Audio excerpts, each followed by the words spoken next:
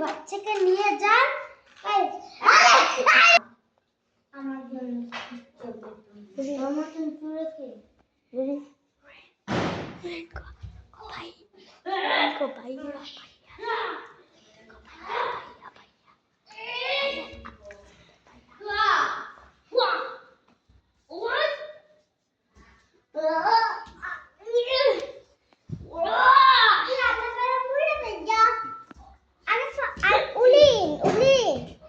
মারা গেল দেখো তো